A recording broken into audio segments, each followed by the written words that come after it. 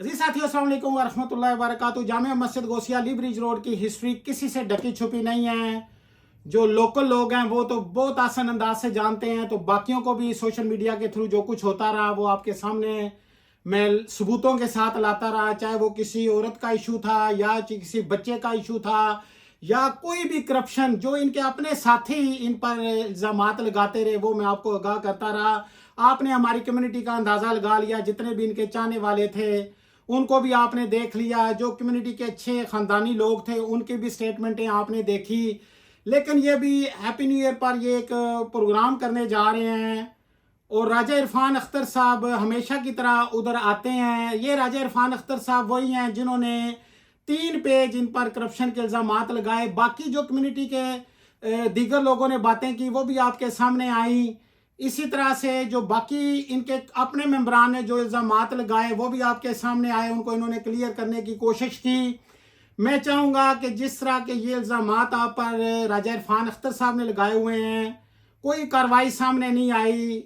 ये जो संगीन इल्जामात थे, कोई भी अल्फाज आप हेरा फेरी, फ्रॉड, बेईमानी, झूठ, दगा, ये तो उनकी स्टेटमेंट से कोई भी जी शऊर इंसान अंदाजा लगा सकता है। ये मैं नहीं कह रहा, ये राजा इरफान अख्तर साहब ने बोला।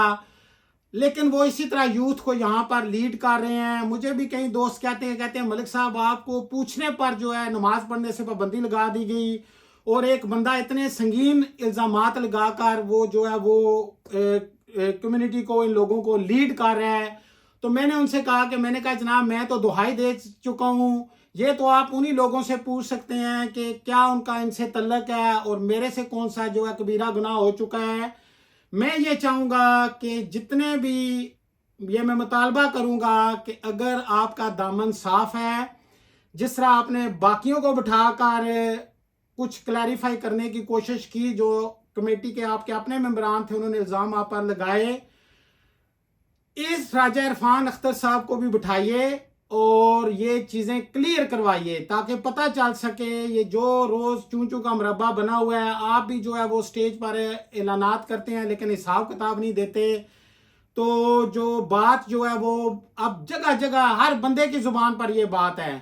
तो इज्जतदार लोग जो हैं वो आपके साथ रब्ता ही नहीं करना चाहते। जो कुछ माजी में होता रहा है वो भी आपके सामने सबूत के साथ पेश की चीज़ें।